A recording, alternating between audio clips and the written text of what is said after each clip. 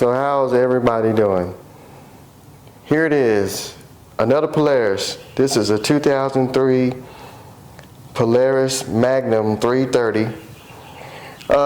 Got this thing from a friend of mine who got it from someone off a marketplace, which was the original owner. And what happened to it was, I was told that the lower timing chain gear broke, and the owner tore it down, and he found that the gear was broken, and he took the timing chain off and took the head off of it for some strange reason. But I don't know if he thought it was something in the head that was broke, or maybe the camshaft gear, but that's been long gone. The keyway is long gone. So we got all the parts to it. Even got the front bumper, the gas tank. I got all that good stuff for it. Been kind of going through the parts. Here's the head, which he pulled the valves out. I don't know why he did that, but they look good. I guess he thought maybe they were bent, so he pulled them out. Head's nice and clean. The cam looks good. There's a rocker cover. It looks good. Pool cover. Both the valve springs. It's missing two of the keepers that holds the valves in the head. Your valve spring keepers. And what they do, they attach to the end of the valve stem, and you have your valve, you have your spring. Well, maybe I see them. They're actually in here. They're still in the cap. I thought they were lost, but that's how they sit in there. You put the now I'm going to lose them. That's basically how they sit in the head. So you got your spring retainer, and when it's in the head, your little keeper is going to go to the end of the spring. I mean the stem. I thought they were lost. Well, that's good. We got those then. Well, anyway, everything is here. I mean, the timing chain guide's got some wear, but there's nothing major. But he said that the timing chain gear broke. And here's the tensioner, starter gear, flywheel. There's the head bolts, side cover. It's missing one side. We got an air box to this one, not like the 400. There's the front nose cover. Seat's kind of chewy. Of course, all Polaris seats are chewy. But that's what's supposed to have been wrong with it. It was a running four-wheeler. The timing chain gear broke, and he pulled it down. So I got an ignition switch but no key, which I've already ordered one. I got the front bumper. It goes in the front. Now this thing brand new was $6,300 in 2003. I also got an owner's manual, or repair manual, service manual. And there it is. Sales price was $47.52, and then he got some accessories for like $1,000. And title, documentation, registration was $100. Subtotal $5,800. Tax was $500.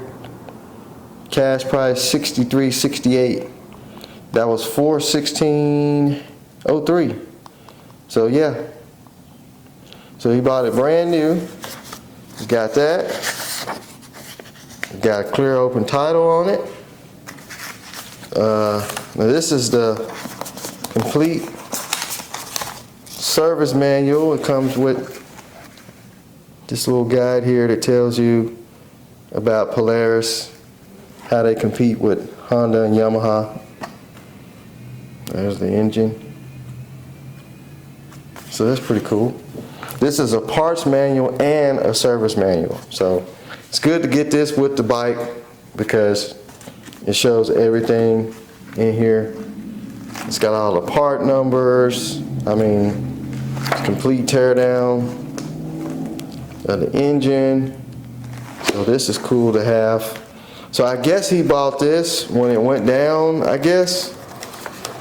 I don't know how long it's been down, but yeah, it shows everything. Suspension, all the part numbers. I mean, this is real cool to have if you got one of these bikes, a couple of these bikes that have all the part numbers, because you can cross them over to aftermarket. There's the rear end, differential, all the part numbers.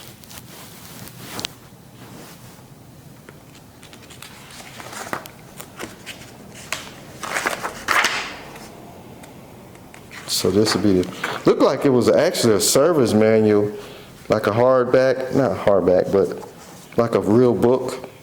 And I guess it tore, and he put holes in it. Look at that.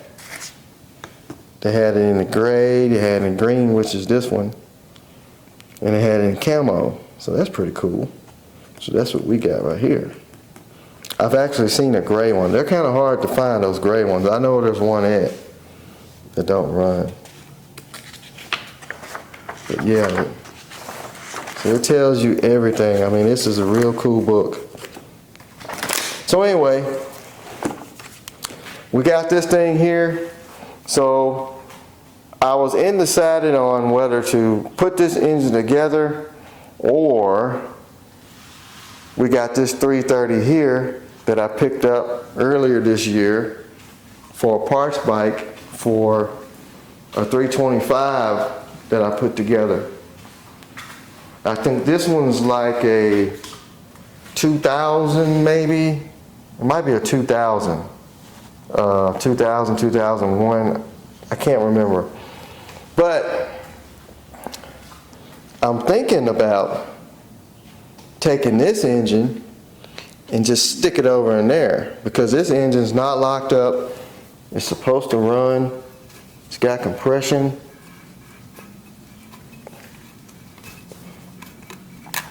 Yes, it's got compression.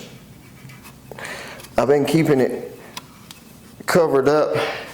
Actually, the guy I got this one from, he sent me a video of it before he took the starter and stuff off of it and sold it to somebody before I got there. But I've been keeping it covered up, keep water out of it. I can do it better over here. It's got compression. Now, whether it smokes or not, I couldn't really tell in the video, but I'm thinking about just snatching the motor off of this one, because I was going to disassemble this one anyway and part it out. Snatch the motor out of this one, snatch the motor out of this one, and we can put that motor over in this one. Put this motor up on the table. I might put new timing chain and stuff in it, which the chain, I don't know how many hours is on this thing, but we can put the new gear, which I can get a used gear, and put this motor back together and have a motor to stick in something else, or somebody might need a 330 motor that'll be ready to go. So anyway, that's what I'm looking at. I'm thinking about just go ahead and rip this one out of there, because I really need to get rid of it anyway. It's in the way, and just put it over in here and get this one running, and we'll go from there with it. So I don't think it's a lot of stuff different. I think some of the oil lines might be different, but we can use what we got to make this one run. That one's also got a bad transmission anyway. Something wrong with it's locked up. So that's my plan. I'm gonna go ahead and rip this motor out of this one, and we'll get it ready to go over in that one. I'll probably just clean this motor up while I got it out, and make something work. Of course, I got to buy a brand new battery. This will be the 4th battery I bought this year. Those batteries, they're kind of pricey, but You gotta have them to make them run. I mean, you could pull start it, but I think you still gotta have some kind of battery in it. Well, of course, for the lights and stuff to work. So anyway, I'm gonna get some things going here, get some tools out. Let's see if we can get the motor out of this one and compare the two and try to make something work. All right, finally got the motor out this thing. Wasn't too bad to come out. It's got this plate right here on the rear that the motor mount bolts through right here, this little rubber mount with a stud. And there's also one on the other side, bolts there. It wasn't in there. And then you got those two bolts right here that goes through to the transmission, and then these go through to the frame. And then there's like a mount up here at the front with a rubber mount with two bolts. Lay the motor down, it comes right out. So my next plan is to get this engine outside, get it cleaned real good, and get ready to get the engine out of this one, which is halfway taken down. That cylinder looks real good, piston and everything.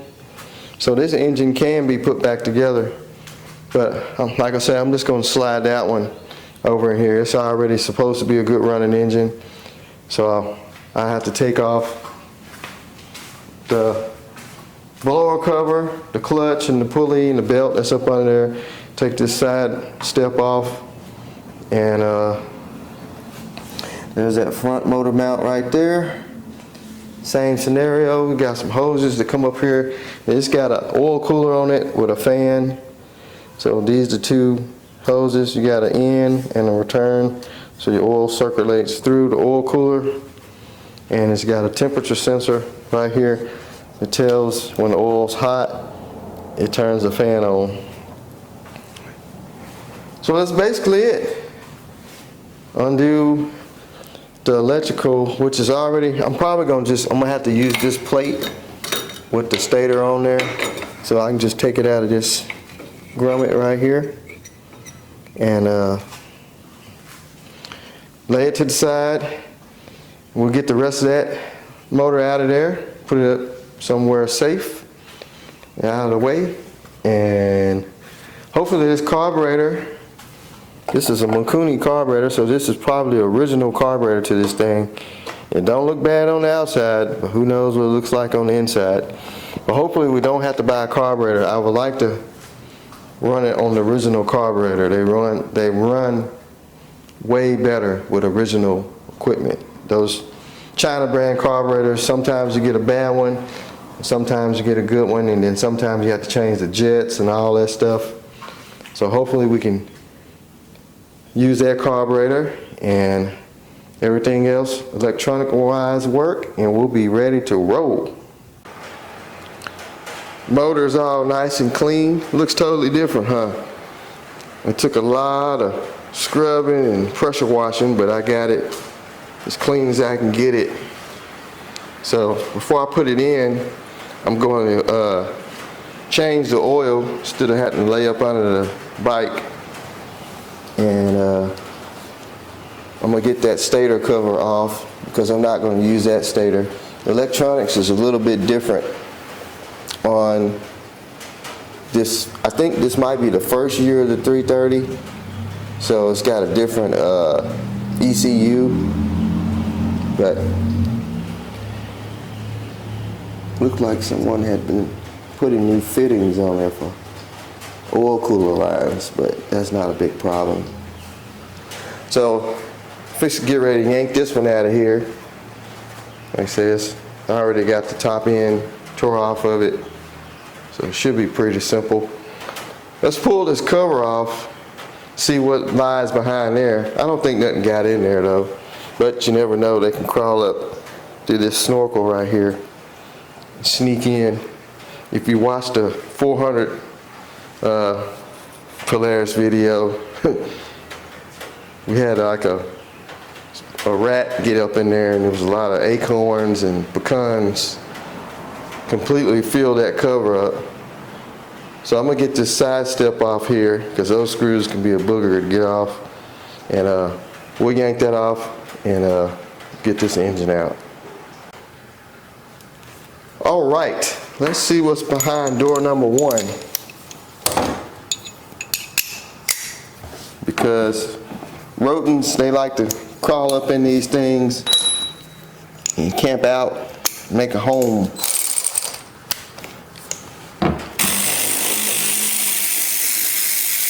We got to pull it off anyway.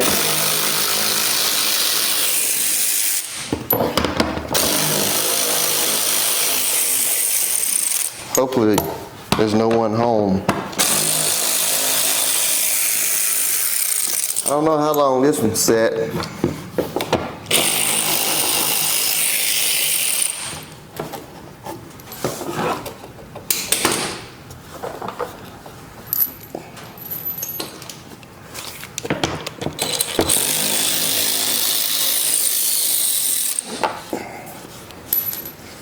$14,000 screws.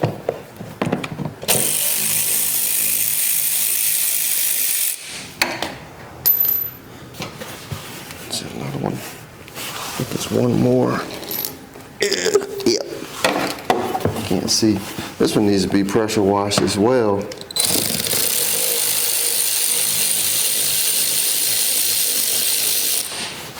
We got a lot of rain today.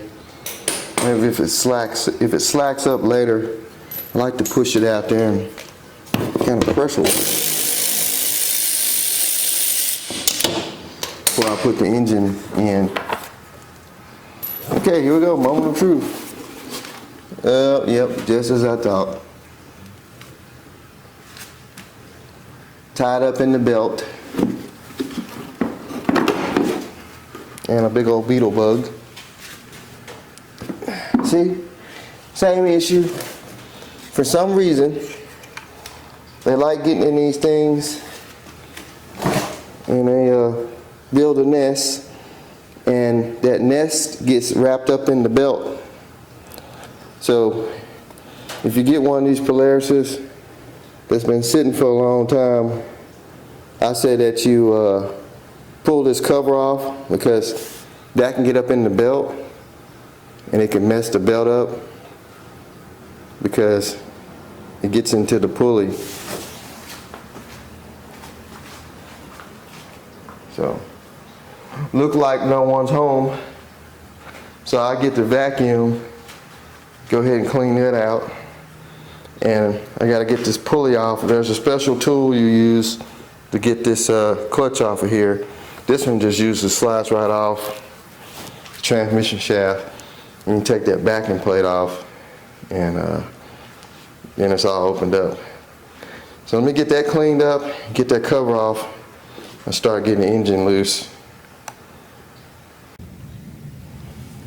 Okay, so let's get this clutch off of here and get this pulley off. I guess they call this like the primary pulley or something, I don't know.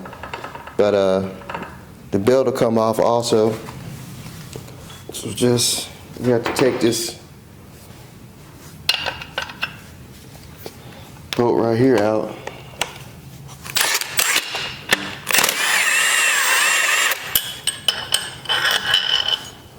Some of these have like a plastic bushing in there. It really don't matter which one you pull off. You can pull this side off. This belt is kind of stretched too, matter of fact. Might have to put another belt on there. I believe because that grass, the nest got in there. See how loose the belt is?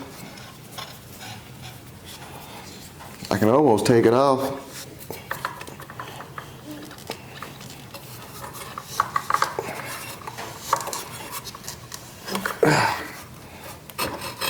Yeah, that belt, I think this belt's wore out. Shouldn't really be able to take it off like that. I have another belt we can use. Basically, all of them is the same. So, oh, I forgot to show you the tool. So this tool here is made just for getting these Polaris clutches off. It's just a rod with some threads on it, and it has this spot here on it that don't have any threads. And when you screw it into the clutch, it pushes against the crankshaft to get it out. Now I would say have you an impact, or you can use a ratchet, but it's a lot more easier with an impact. You can kind of hold it by hand. Comes right off. Without that, you're not getting this off. There's just no way. You gotta have that. See, it don't go all the way through, but it pushes against the end of the crankshaft, pushes it right off. And usually this one sometimes slide off. Oh, it does have the plastic bushing. There's a plastic bushing that's on the screw with a flat washer. Make sure you don't lose that. Yeah, usually this one will slide right off of there. Did my impact die? Huh. Impact died. I guess because yesterday I was trying to get that other clutch off, and it didn't want to come off. I didn't charge my battery back up. Great.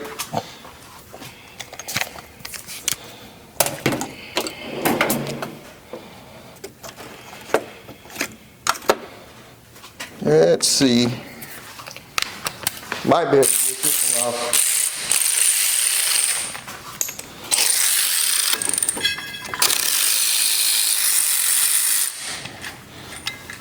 Now, I think they make a tool for this one. I've never had it, because usually they slide right off. So,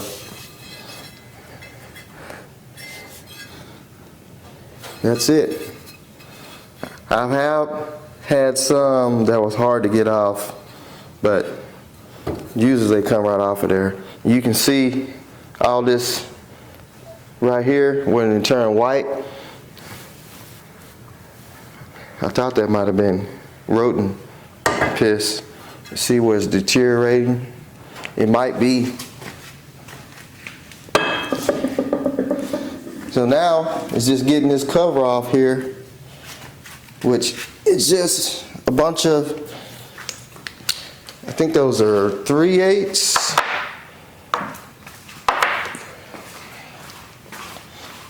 3/8 and Phillips head.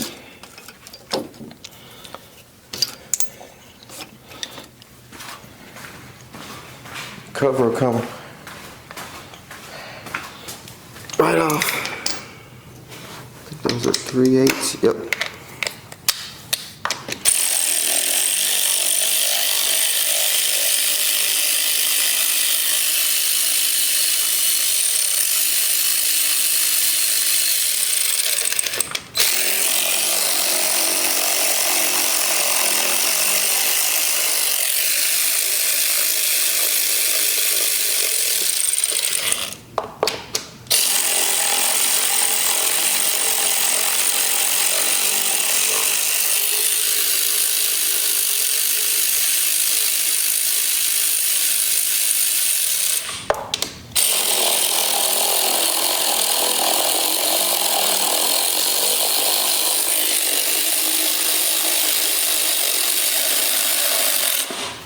I think all my batteries are getting weak. Let's think about having battery operated ratchets and impacts. You got to keep those batteries charged at all times, unless you got like 2 or 3 batteries. Swap them out. Luckily my impact stayed up to get that off, that pulley. Get you a good Phillips head screwdriver and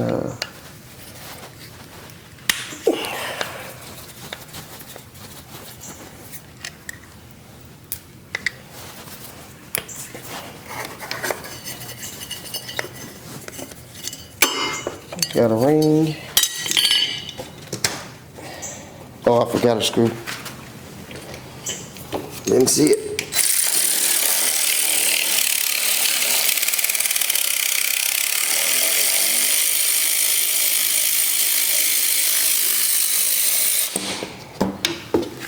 And there you have it. You're right at the motor and transmission.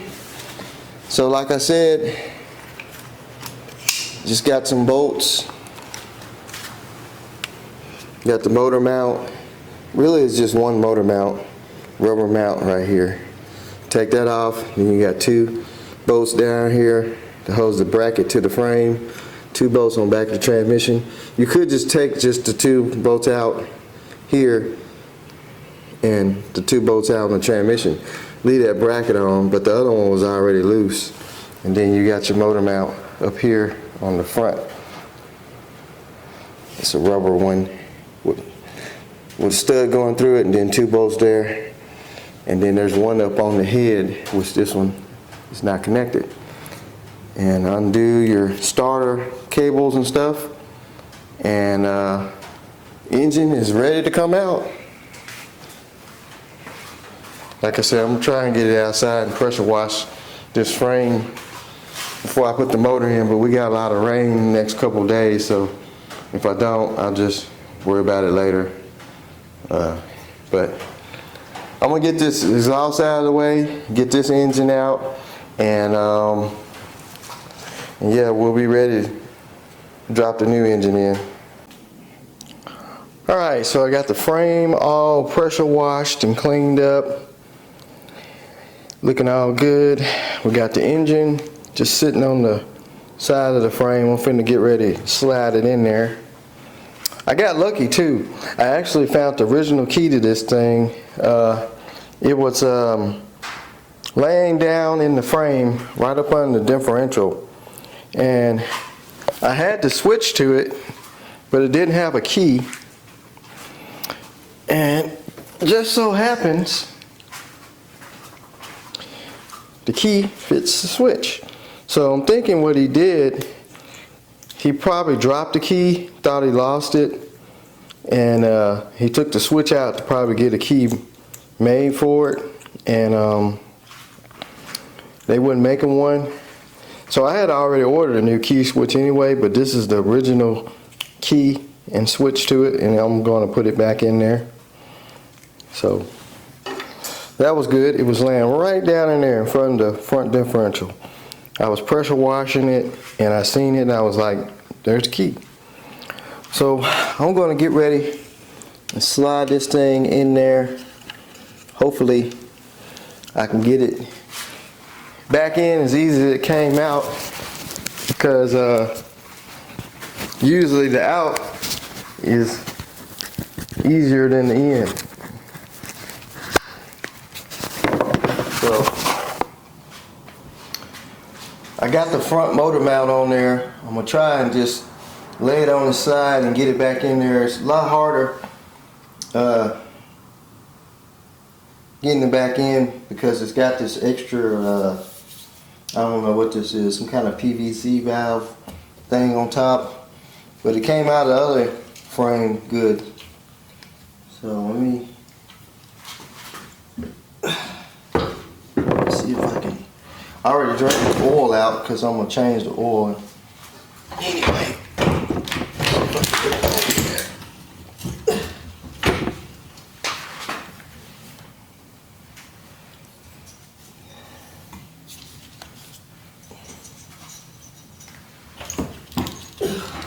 Hold up on something. I think it's the front motor mount.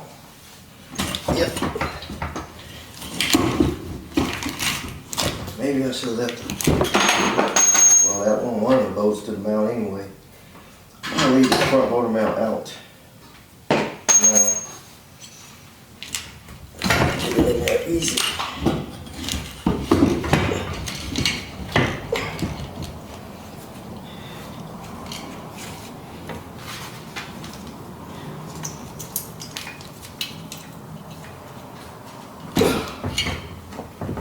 Still hung up on something. Hung up on the frame.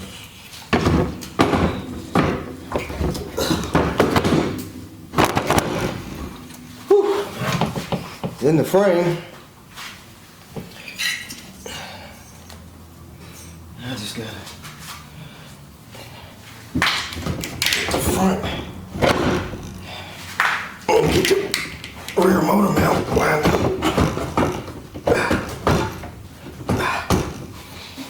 Come on.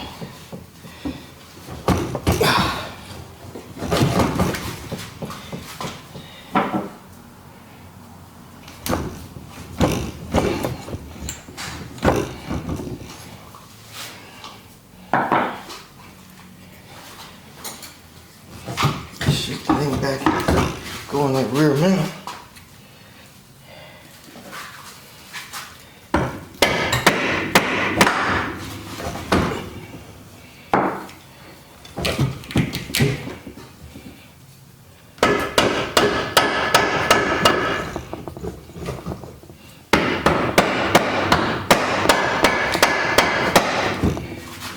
Don't want to drop down this rubber mount over here.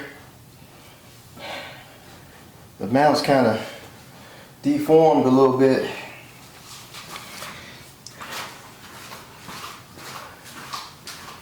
But it's in there. I just gotta get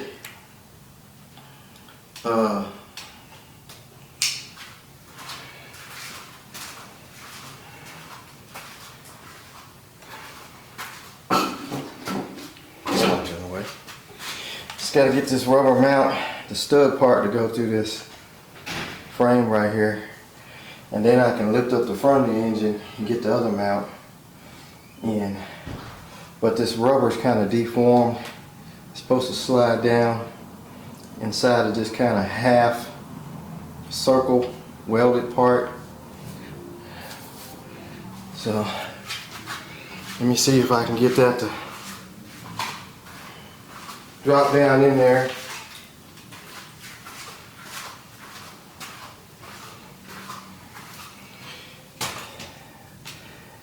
I don't know if you guys can be able to see anything, but sometimes it's kind of hard to work on the film at the same time, especially when you're by yourself.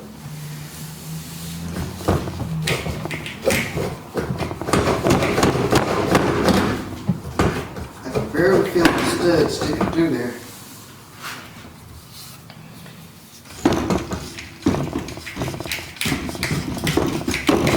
I can just get it. Hopefully that hole should be the same size hole. I just don't want to go between that rubber.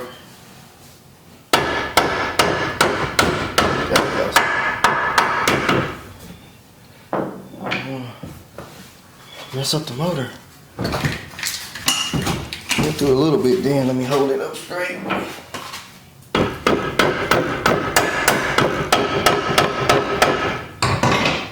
If I can just get a little, I probably can get the nut to go on there.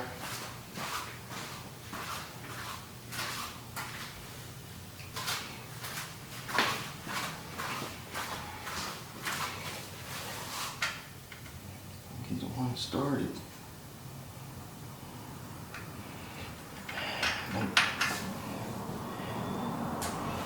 It's gotta just tilt back. Can't go up too much high with the motor because I'm hitting the frame.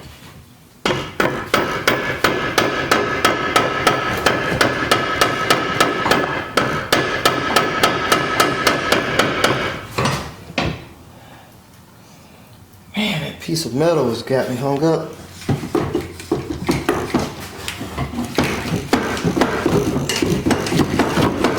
It's almost like it's a different size hole.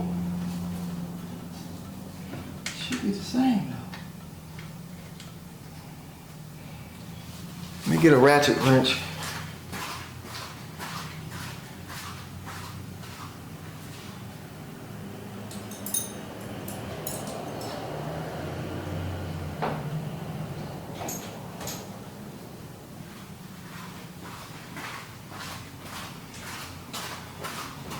See if I can line it up and get it there.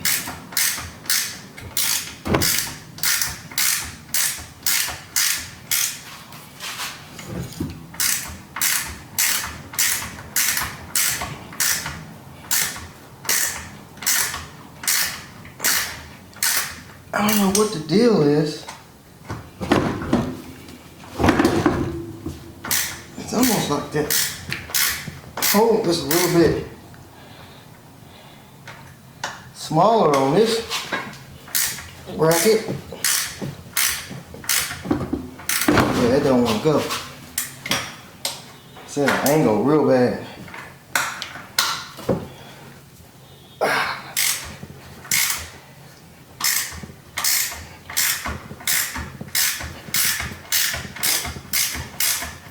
I think that this bracket stud tie must be different.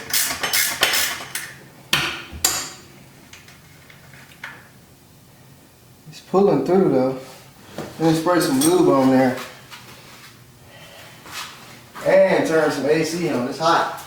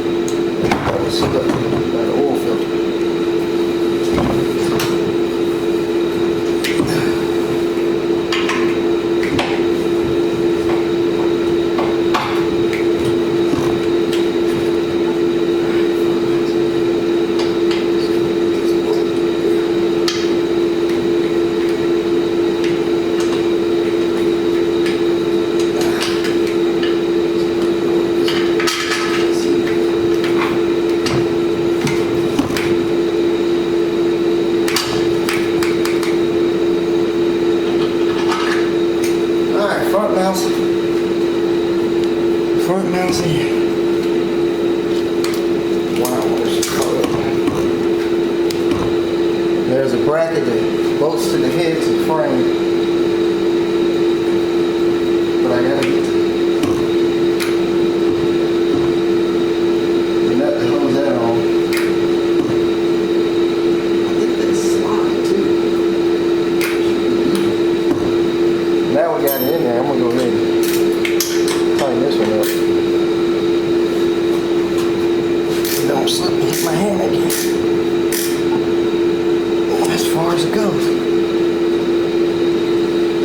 guess that little rubber right there smooths itself out once it gets moving around. And I just gotta put the nut on the front mount, and then there's a mount that goes up here from the frame to there, which I got. So let me round up all the parts. I gotta find enough for the front mount and find that piece. All right, so the engine is in. I went ahead and changed that rear mount. I didn't like the way it was sitting in that bracket, so I went ahead and removed the mount off of the other engine. Now sitting in there flush. Everything's bolted down. I got the exhaust on the front. I just got to put the springs on the exhaust pipe. So got the oil lines on. Got the starter in it. I've just been kind of just putting stuff together on it little by little tonight. And I'm going to call it for tonight and get back on it tomorrow because it's late. But it's in, it's bolted down. I got to change out the stator and then put the flywheel and the pull cord cover on with the starter gear. I got to put it on. I got a new oil filter for it, got new oil, I got a new spark plug. And of course over here I got to put the primary clutch back on, that pulley, and put all these covers and stuff back on. I got the air box all clean, got a new filter coming for it. Hopefully the vacuum pump's good. And put the carburetor boot off the other head on it, put the carburetor on it. I might open that carburetor up, see what it looks like before I put it on there. It might be good. He might have drained the gas out of it before he let it sit. Then we get the gas tank on it, get the key switch back in it. I got a brand new battery on trickle charge, ready for it. And hopefully this thing fires up and runs real good. Like I say, this engine, I kind of heard it run on a video when I bought that four-wheel over there. And but by the time I got there, he had sold a bunch of stuff off of it. It was probably 2 or 3 days later when I got up there. It was sitting down in the woods. Guys that lived in the woods and they had a bunch of stuff. And so we will get back at it and get it running. So got this thing kind of hiked up in the air because I put the oil in and I forgot that if I take the stator plate cover off, oil will come out. So I removed the old stator. This is off of that engine. And what it is, I found out this engine is actually a 325 engine. I got to looking on the front of the motor, and there's a pad right here on the front. It's kind of hard to see. They kind of stamped the numbers in there, but it says 324 and the letter L, so 324 liter. So this motor is actually a 325, not a 330. I mean, they're basically the same engines though. The timing is the same. I mean, stator plate's the same. Only thing I found was different was this one's, the stator has got a lot more windings on it than the original one. I mean, than the 325 one. So that's why I'm just changing the whole plate, because it's all wired up to the four-wheeler. And the timing chain is tight. I mean, it's good and tight. So I believe we'll be all right with the timing chain. I got to change the oil filter. and I got to just put a little coat of oil on the back of this O-ring that's on this plate, and then that just slides on there. And there's a some people call it a keyway key. It's actually a Woodruff key that goes on the side of the crank, and that's what keeps your flywheel, when you put it on, it keeps it still, and it won't let it spin. If you don't put that key, that Woodruff key, hope I'm saying that right, if you don't put that in there, your flywheel won't be locked down. It'll be locked down with the nut, but as soon as you crank it up, it'll just spin. It'll spin around the crankshaft, and that can cause that crankshaft to wear out. So you got to make sure you put it in there. This one was missing one. I think I used it when I took the flywheel off of it a long time ago. But yeah, so I'm gonna get this stator plate all on there, get it buttoned up. There is some a timing mark on this stator plate. If you look at this mark here, that line right there, it's got to line up with this line, this little line right here on the stator plate. That's the timing mark. So you want to make sure those line up. I know this thing is slotted. I don't know why. I guess you can advance the timing, but those lines has got to be lined up in order to be in time right. So I'm gonna go ahead and get this on. I got the clutch on and everything, got the clutch cover back on and everything. So I'm working on this side now. So I'm gonna get this on and then get the starter gear in it and get the flywheel on and get the pull cord cover back on, and we're moving right along. Hopefully this thing fire up and don't smoke like a crop duster. All right, good folks, so I got the carburetor on, I got the new battery in, I got part of the air box. I see a problem here. This hose, it's got a dirt dauber's nest in it. Look at that. Just staring at it, I seen it was clogged up. Let me take it off, and that is the crankcase breather tube that goes to the air box. We don't need it sucking up and sucking dirt daubers through.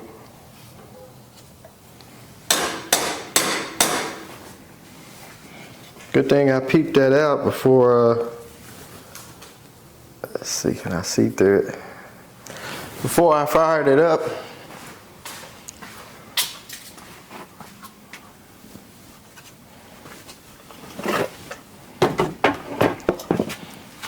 Be the littlest things you can find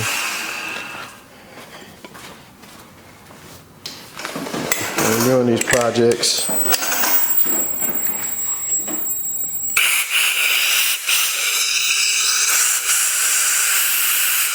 I honestly think it's,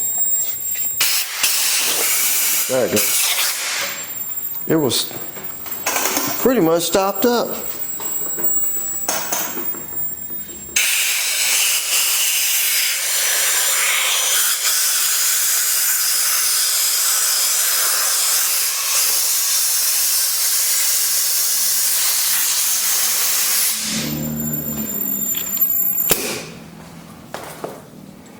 Always something.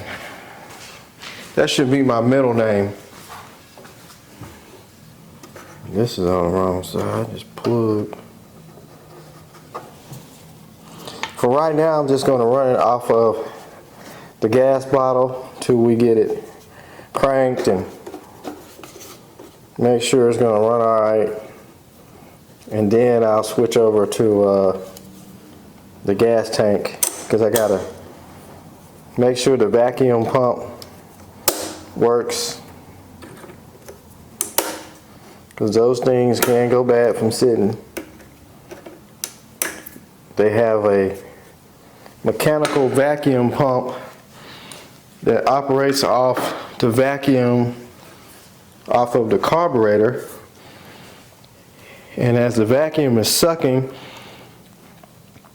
air through the vacuum fuel pump is creating a pushing of fuel going to the carburetor. So you got sucking on one end and pushing on the other. So I'm gonna pour some gas. I got a little premix mixed up. I don't want to waste gas everywhere.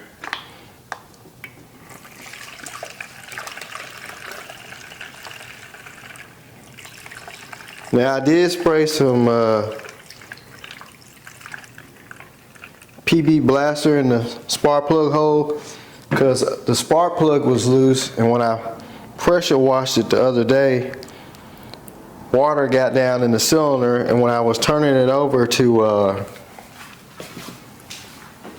put the clutch on, when I put the primary clutch on, I turned it by hand, and it was kind of stiff, like it had a little rust in the cylinder that had, I guess, built up. And I took the spark plug out and it was wet with water. Alright, so key on. Now this one here, you have to turn the key like a car to get it to crank. So let me turn the gas on. I hope this carburetor pans out. I did take the bowl off the carburetor. It was kind of dirty. The floats were kind of stuck. Let me get something to tap with. And kind of blew through it with some carb cleaner and some air. Yep, just as I thought. She's leaking.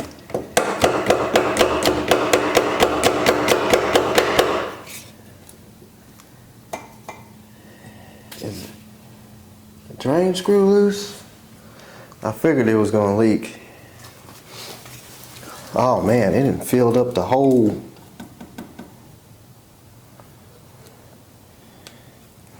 It filled up the whole carburetor. I mean, like the float is not even.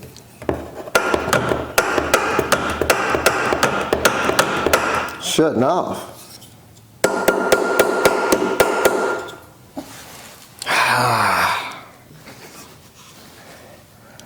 I mean, it blew it out of the back of the carburetor. I hate carburetors. They always have some kind of issue.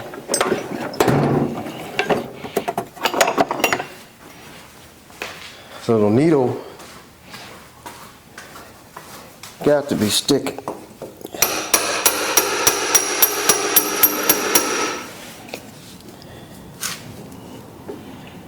It ain't stopped dripping at all.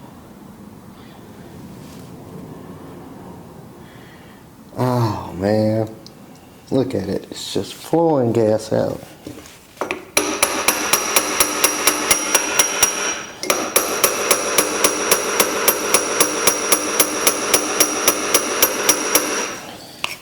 It haven't stopped dripping yet. What is up with that? I ain't never seen a carburetor fill up that fast.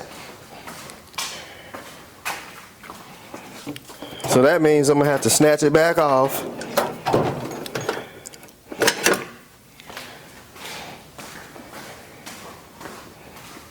Did I turn the whole carburetor when I was tapping on it?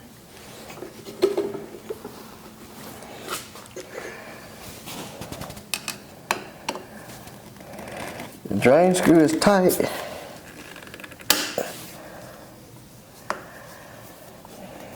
Got some in the bowl. Let's just see will it even crank. It's probably flooded half to death.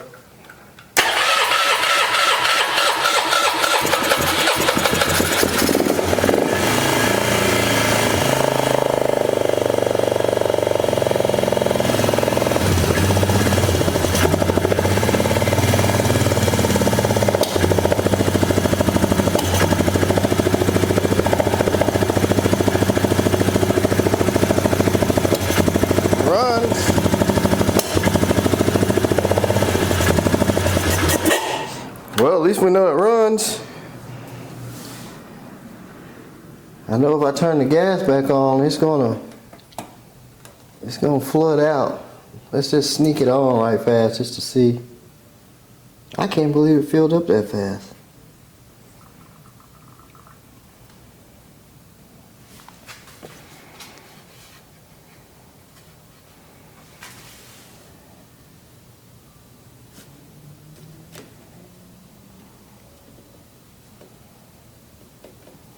Well, maybe we shook the needle loose.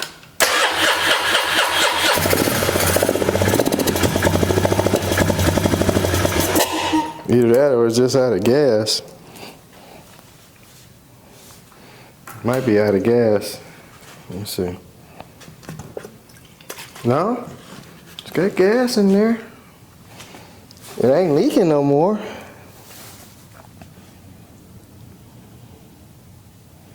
Let's leave it on for a second.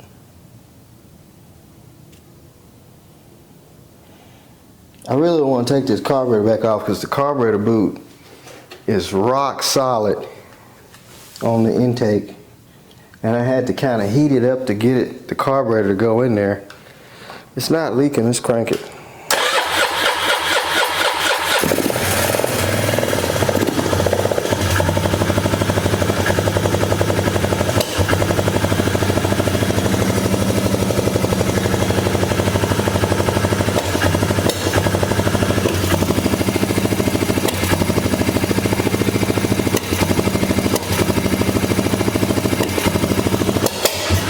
Kind of hiccupy.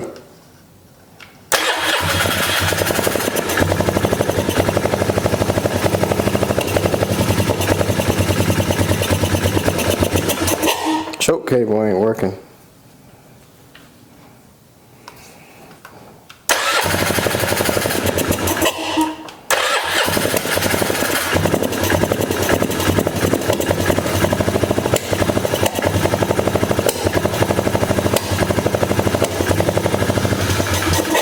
Don't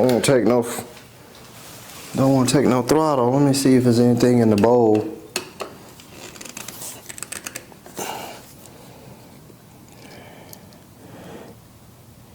There's gas in the bowl.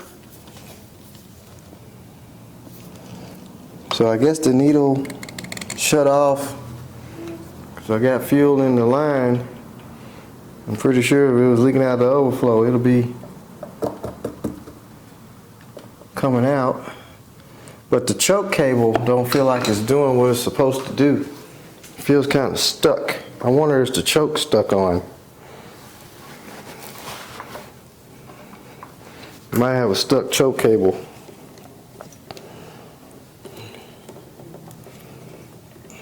Let's see. Let me get a... Yeah, it ain't leaking gas. I'm gonna turn the gas off anyway. Sounds good though.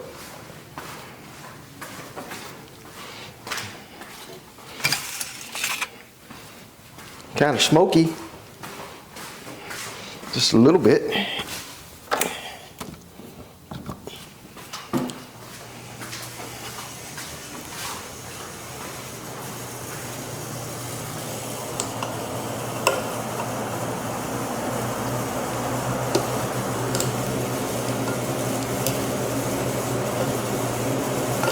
Get some of the smoke out of here.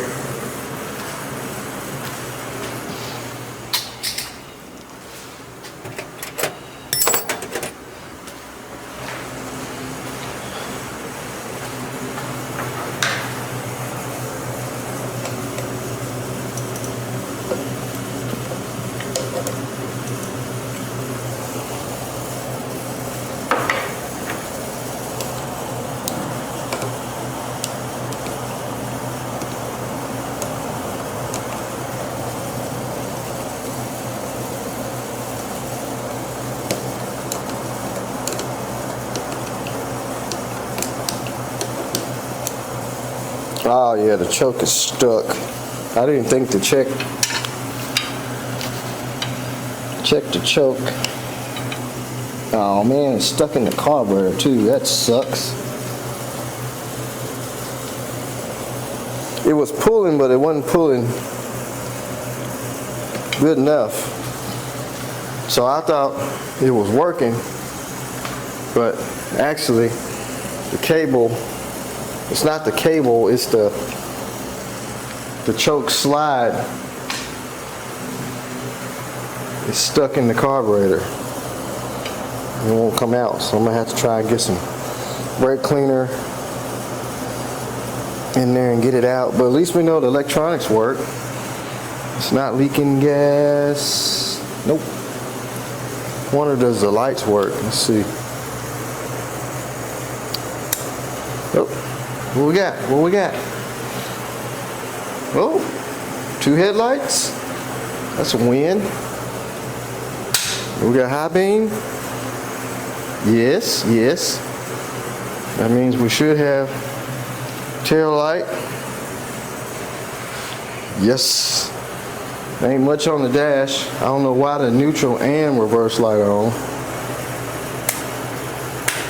It's already in 4-wheel drive or all-wheel drive.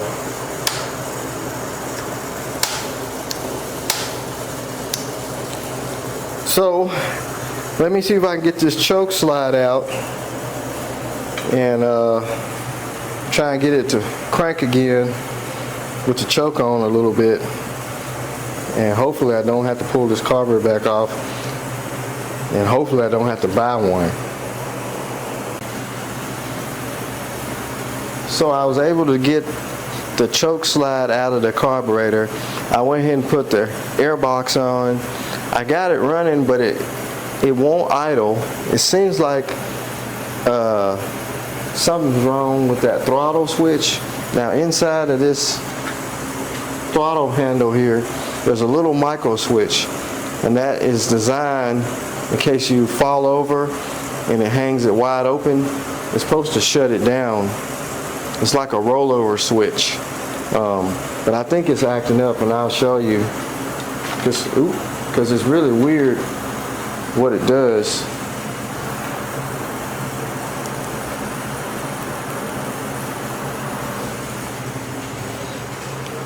It sounds good,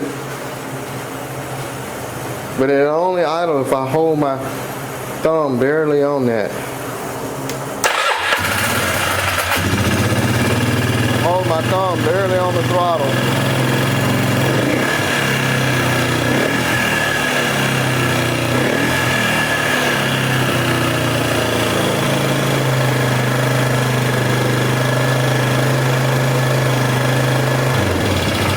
If I let off of it, it dies. So I think this switch in here is acting up, and some people bypass them. We'll pop the cover off of it, take a look at it. You can bypass it, but I wouldn't recommend you do it unless you're just for testing purposes only, because I don't want y'all to get hurt, this thing roll over, or yours roll over, and it don't shut off and hangs wide open.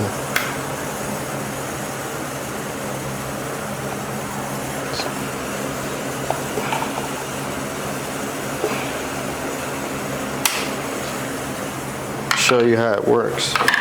So inside of here, this one doesn't have the micro switch. It actually has the contacts. These contacts, what they do is, as you give it throttle, they break away. And when they're together like that, it's shutting the ignition off. And it shouldn't be together.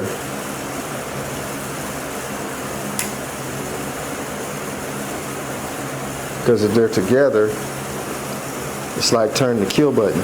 But there's some slack in the throttle. See, all this is sloppy. That's not good. We could, let's see.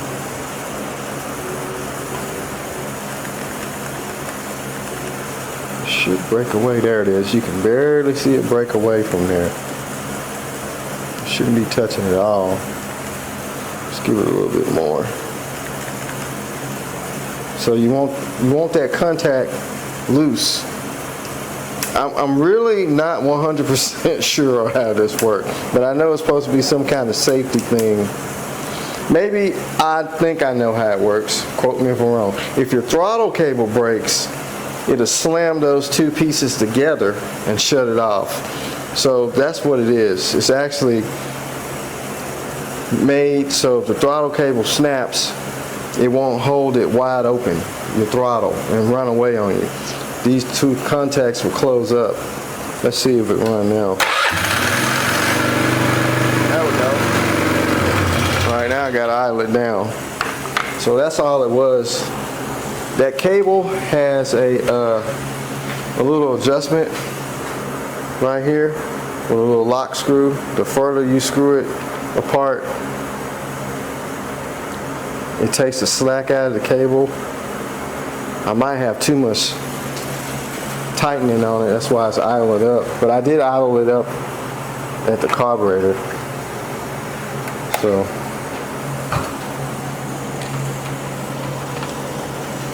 let's see what it does now. I'm gonna try and idle it down.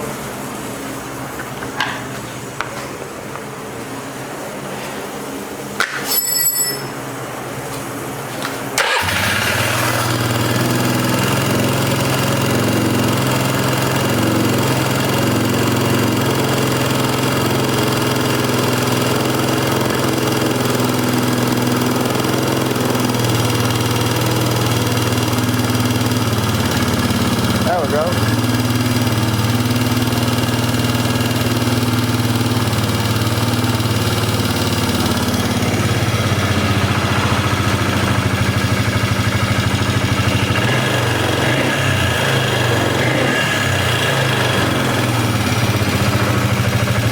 There we go. A little maintenance.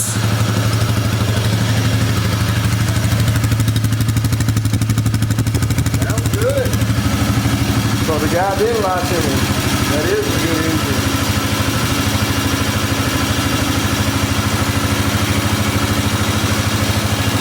Sounds real good.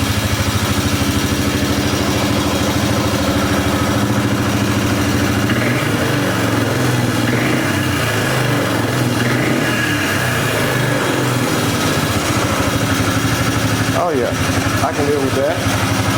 I might have to idle it up a little bit. Nah, I don't think so. Because I know if you idle it up too high, you won't be able to get it in gear.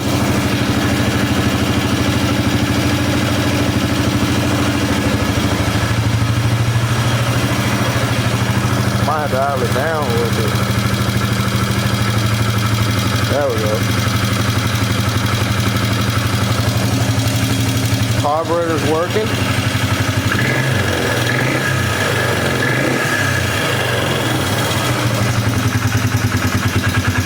Might need to come up just a tad.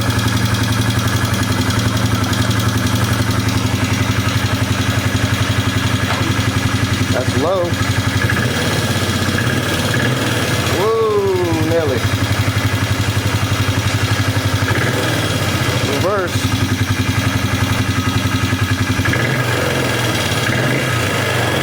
Alright. That's what I like. Fire right up and run like a sewing machine. She's a little ticky. Probably needs a valve adjustment. We'll check that out while we got the gas tank off.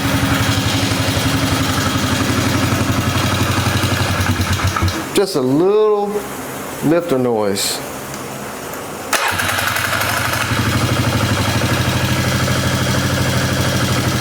Not that bad though. Starting to quieten up a little bit.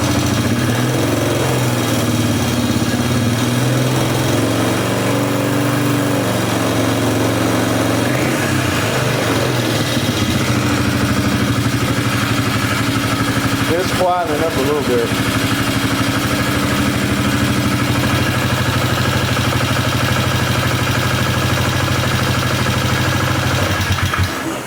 Hey, that thing sounds good. So I probably popped the little valve covers off and check the valve clearance. It is a little ticky, but while we're here, we could pop these off and check it. Sound like it's coming from the front, because you have a valve cap here. That's your exhaust rockers up under that cap, and then this is your intake. But I'm glad the carburetor panned out. So yeah, we are rocking and rolling with the 325/330. We'll just call it 330. I mean, 5 cc's ain't a whole lot. But I'm gonna let it cool off for a minute. I'm gonna get those caps off. I'm gonna look in the book and see what they need to be set at, just to make sure the rockers valve adjustment is right. And I gotta fasten the air box down because I just got it hanging here. And then we'll move on to getting the gas tank on it. See, will it run on its own fuel system, and get the plastics on it, and then test drive time. Alright, so I got the service manual to find out how you adjust the valves on these engines, and it basically shows that on the 500s you have to take off the valve cover to expose the valves, because it has a rocker cover, valve cover. But on these engines it has that little cap, which I'll show you. That's the intake rocker right there. That's the little plastic cap that comes out. And for your exhaust, same thing, plastic cap with an O-ring. And right up in there is your exhaust rocker. So it says you get it top dead center, and there's a T. You take this screw out, and there's a T in this hole. It's supposed to line up with a little tiny marker. It's hard to get in there to it. But on the flywheel there's a T, and you keep rotating the flywheel till the T lines up to, there's a little dot. It's kind of a V-shaped piece. So there's your T right there, and there is the little mark on the pull cover. You get that pulled around there, and then you at top dead center. Now I would say take the spark plug out so you can pull the pull rope easy. Hopefully your pull rope works. You can probably stick some in the plug hole. You'll be able to tell, or look in there, you'll be able to tell if you're top dead center. So it says on the 500 and the 330, you adjust your intake at 0.006.15 millimeter, and also your exhaust, same thing. So what you do is, it's a 10 millimeter nut, and on top of your rocker adjustment, tap it, someone call them tappets. You loosen that nut, and well, first you put your filler gauge under there, then you loosen that nut, and then you can turn this flathead screw in, tap it in, tightens it up against the filler gauge, and the top of the valve stem out, loosens it, and brings more gap. So you want to make sure you get the right filler gauge, which I got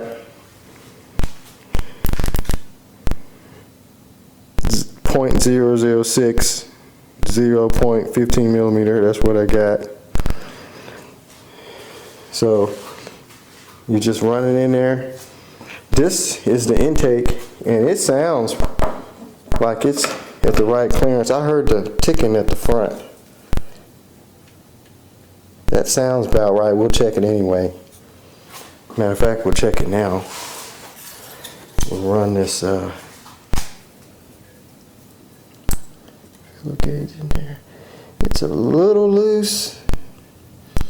You want to feel just a little drag. You don't want it too tight because it'll hold the valve open and it won't run right. So we'll probably tighten that down just a tad bit.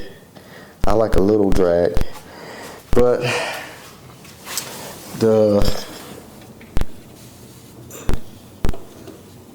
intake, the exhaust rather, it's kind of sloppy. If I can get in there. It needs to be adjusted. That's what you're hearing when it's running, that tapping sound. So I'm going to adjust it to the right clearance, and I'm going to snug down on the intake and get the caps back on, and we should be able to fire it up and this thing will be somewhat quiet. Now sometimes those tappets, those adjuster tappets for your valves, they will get some wear on them, and you can adjust and they get smushed. That's because somebody probably adjusted them too tight, or they were just too loose for so long that you're out of adjustment, and they've been slamming the valve and mushroomed it, and that's no good. So anyway, I'm gonna go ahead and get them adjusted, get it back together, we'll fire it up. Alright, so we got the valves adjusted. I went ahead and snugged down the intake. Got very little clearance in there. You just want to feel just a slight drag up under there. Shouldn't have to force the filler gauge between the valve stem and the tappet. And then I know it's kind of hard to get down here on this exhaust, but same scenario. Just got a little clearance, just a little clearance there. So the reason why you want to adjust these over time, because your valve train, it creates a lot of wear with your valves constantly opening and closing into the seats in the head. And then your valve stems, they do stretch over time. Like I said, the tappets, they get wear on them. So you have to go and adjust your intake and exhaust valves. Now I think your exhaust gets a lot of wear on it because it's a lot of heat down there, and your exhaust puts out a lot of heat. So that metal stretches and cools off, stretches and cools off. Then the pounding of the valve going in and out of the seat in the head. So the exhaust is going to get loose, I would say, first. But you want to make sure you keep them adjusted. If you start hearing a ticking sound, that means you need to adjust your valves. And now these right here, it's got just the regular valve adjustment. A lot of the newer engines have what they call a shim. And there's like a cap and a shim that you have to put different shims to adjust the valve clearance in the heads. I've never really had to do one. I've seen it done, but it's like they call it shims and buckets, I think. But that's a lot of your newer engines. There's probably some older ones too. But I like these. These right here are real easy to adjust. Just get you the right filler gauge and go ahead and adjust it out. So I'm gonna go ahead and put those caps back on, and we'll fire it up, see how much quieter it is. Should be a little quieter because now we got the valves adjusted like they're supposed to be.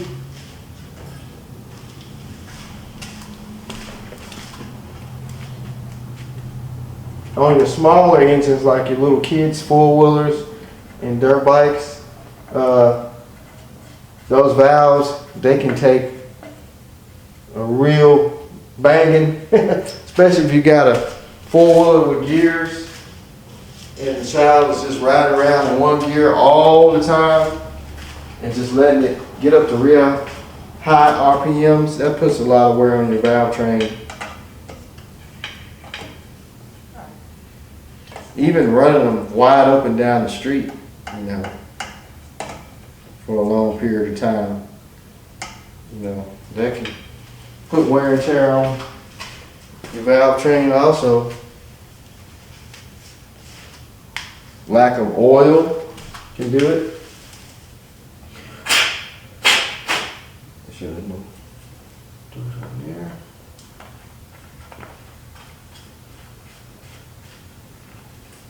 Now these are little plastic caps, so you don't have to just He-Man them down. You just want to snug them just enough.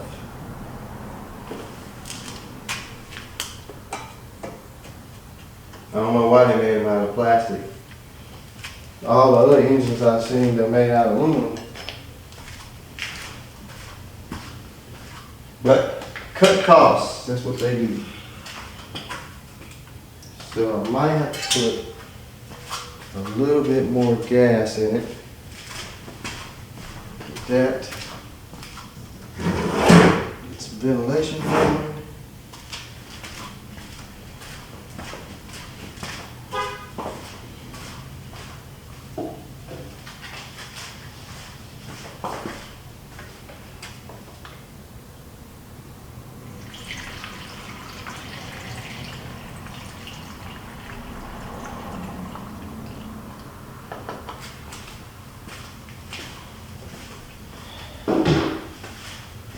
Let's see what it does. Gas on, spark plug.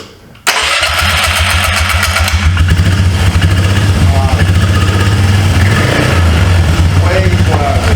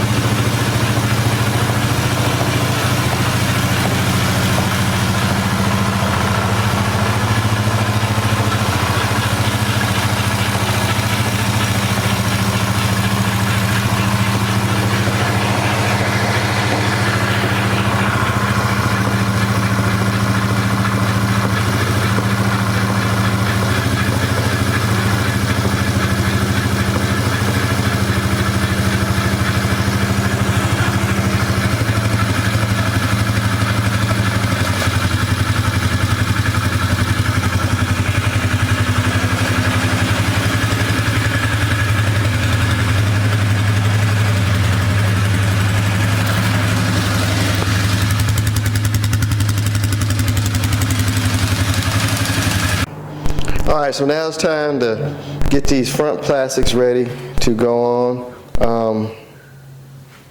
I got this plastic well gun off of Amazon.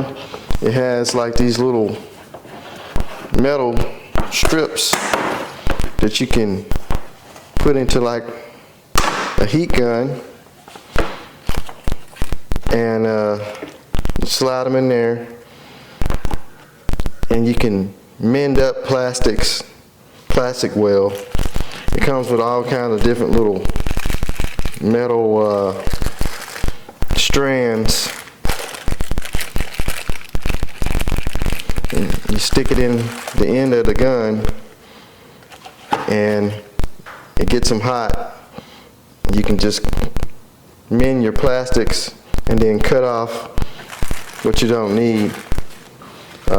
I got some already. It comes with a bunch of different sizes. So just stick it in the gun, like, I might have to bend them a little bit.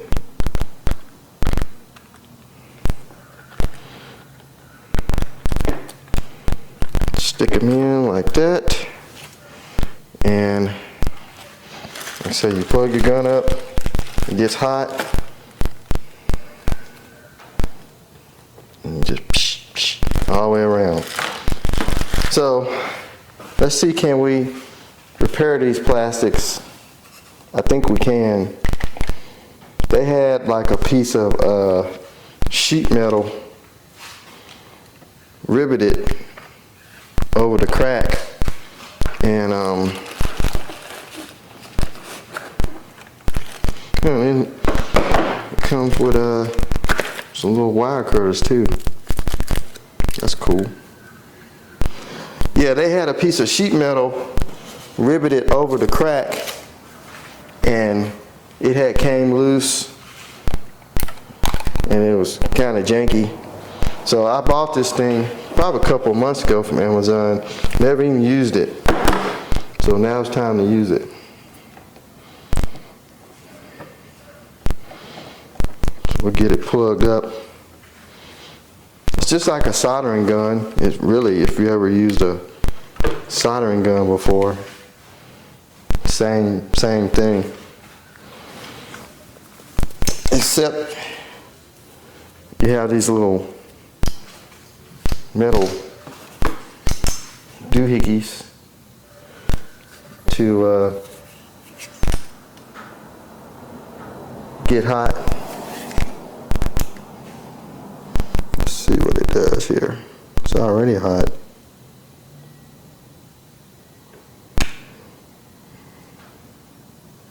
How hot do you have to get it? It didn't take long to get hot. And then melt through the other side. I don't know if you can see that, but it's melted in there. Kind of hard to see them because they're so small. Let's get some more. So what I'm gonna do is just go around. You gotta be careful too not to hold the trigger while you put these in there, because they got hot quick, and you don't want to touch those little brass tubes.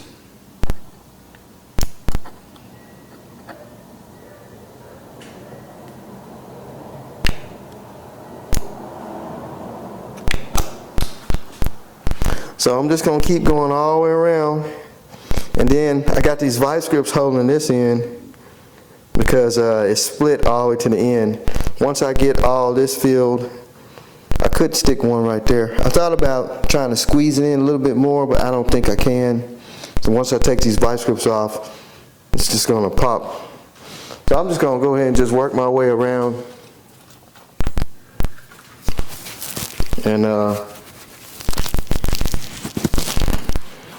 get it to where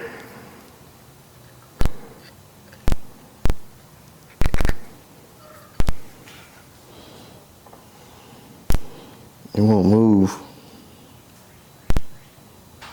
You gotta make sure you kind of get it in the plastic really good. Not too deep where you go all the way through the plastics. I've seen a couple guys on YouTube do this.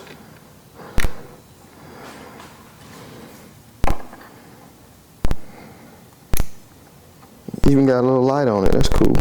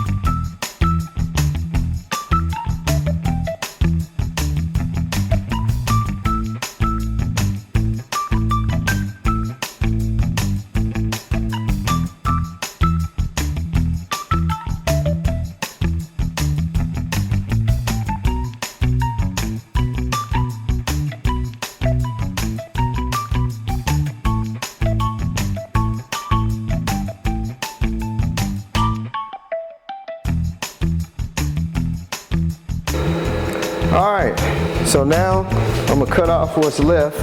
It's pretty solid. So I'm just gonna take these wire cutters here.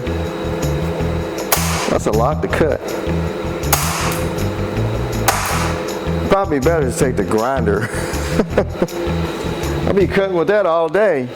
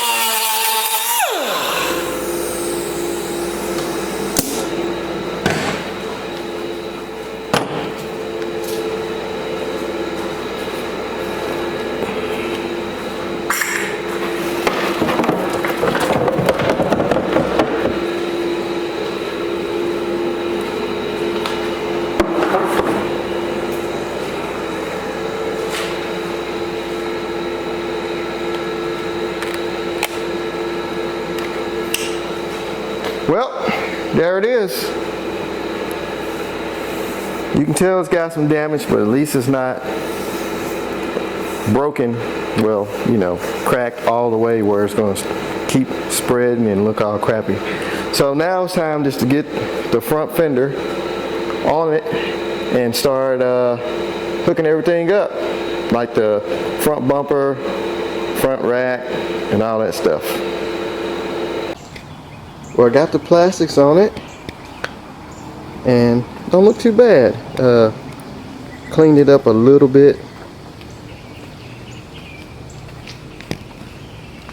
So now the issue I'm having with it is fuel, and I got ready to bag it out here and try and give it a quick little test run, and it quit, and the fuel pump was not pumping any fuel to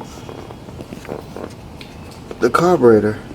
So this is your vacuum style fuel pump right here, and focus in on it.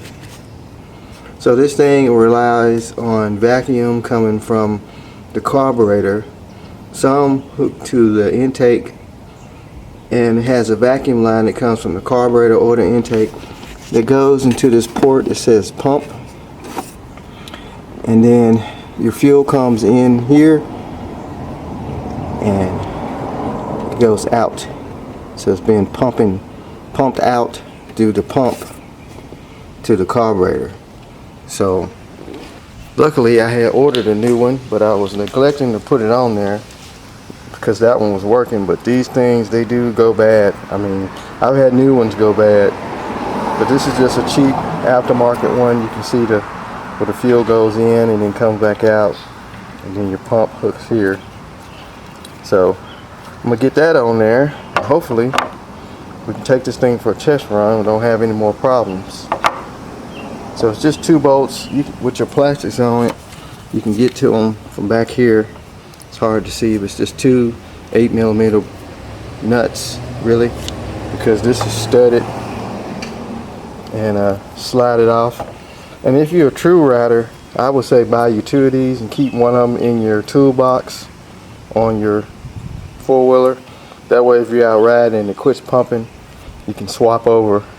Pretty simple. You just turn your fuel petcock to off, and you can swap it out real quick. I have seen people run electric fuel pumps, which is cool, but then you have to run wires, put it on a toggle switch, and if you don't get the right pressure pump, electric pump, it can overflow your carburetor and your bike will be flooding out. So you have to make sure you get the lowest pressure electric fuel pump you can.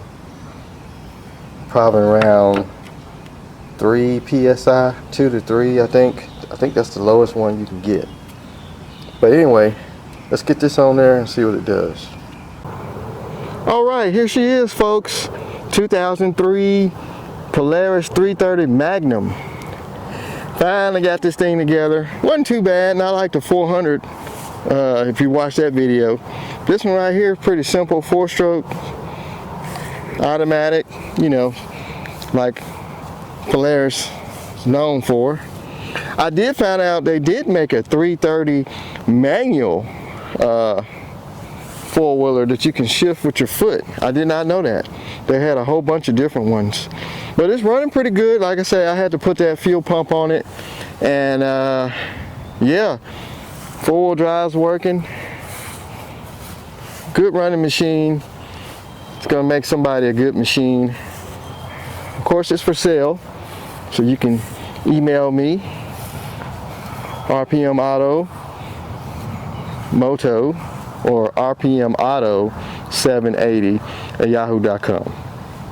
That's RPM Auto 780 at yahoo.com. Like I say, this one's for sale.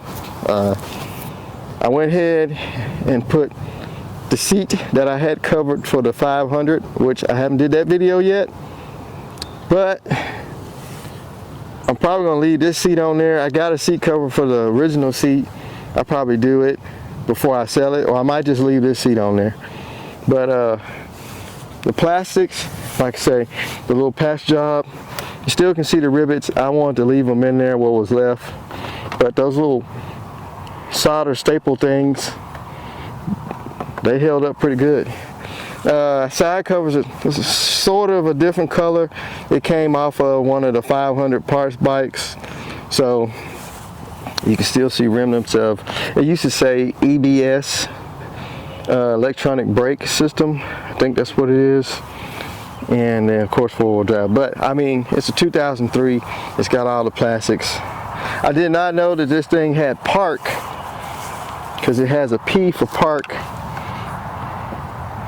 And you hold your foot on the brake, because it says press foot brake to shift into high or park. And these came with a park, so that's pretty cool. All the lights work, tail light works, so pretty good machine. I'm glad to save it from being scrapped and parted out or something like that. So I'm gonna ride it some more. I just rode it over here. We've been having rain off and on, and I wanted to ride over here before the grass get back too tall, because the city cuts this field. This is where the power lines is, and they neglect it for probably a month, and the grass would be real tall, and it'd be chiggers and ticks and all kinds of weird bugs. I rode over here when the grass was tall, and you have all these bugs on you. Ants too, they like to build ant colonies in this tall grass, and you can step right in it. So anyway, let's fire this thing up. These are cool because you got that noise, typical Polaris starter gear retract. But it's got the key switch like a car. You just crank it over with the key. Motor's nice and quiet, no lift or chatter. So I'm gonna get it out and drive it around, have a little fun with it before it goes on the market.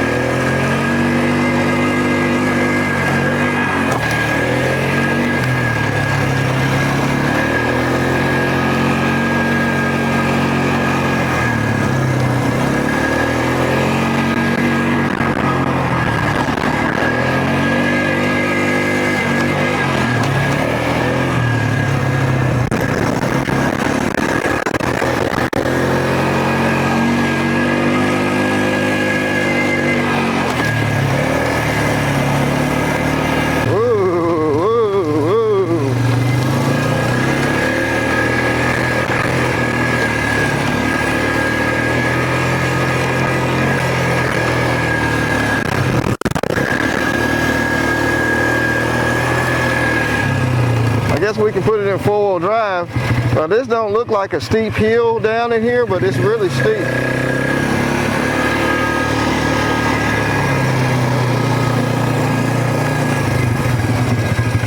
And we switch it to on.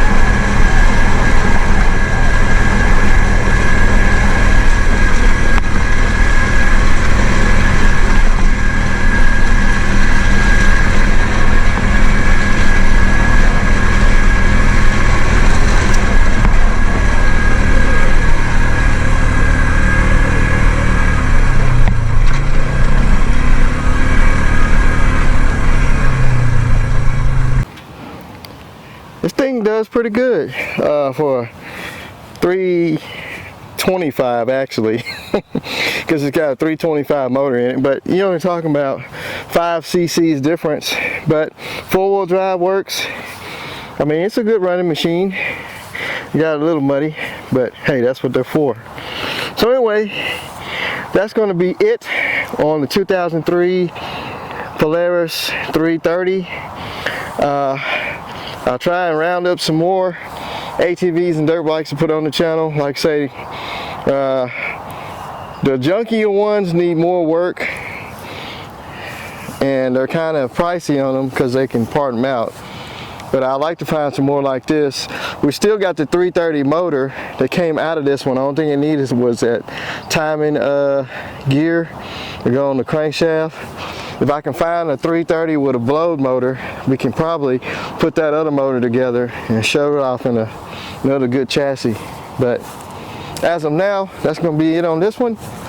Y'all just keep looking out. Like I said, I got the 500 video going to be out soon. And this thing here is up for grabs. Anybody want it? Like I say, you can email me. You can hit me up on Instagram, RPM Auto, or you can hit me up on Facebook, RPM Auto. I think it's RPM Auto 4 on Facebook. So, like I say, we'll discuss prices, and it'll be a good little four-wheeler to just tool around on. You can go in the woods with it, do whatever. I mean, it does have the throttle lock on it, so you can put a bigger kid, a smaller kid, smaller kid. It's got this little piece of metal, I noticed, with a Phillips head, so the more you scoot it forward, it keeps the throttle from going. It's that little metal. It's kind of hard to see because the sun came out. Little metal right here. The more further back you move this little stop, the more further you can give it more throttle, and the more closer to you move it, less throttle. Alright guys, well, looks like the sun has came out. Maybe the rain's gonna clear. I'm gonna keep riding around, having fun with it while we got some good weather, I guess. And that's it. Like, share, subscribe, leave those comments. And if you haven't subscribed to the first channel, RPM Auto, go ahead and do that. Leave some comments on there as well. There's some motorcycles and four-wheelers and stuff on there that I did a couple years ago, and a whole bunch of other stuff. So we'll holler at y'all later. Peace.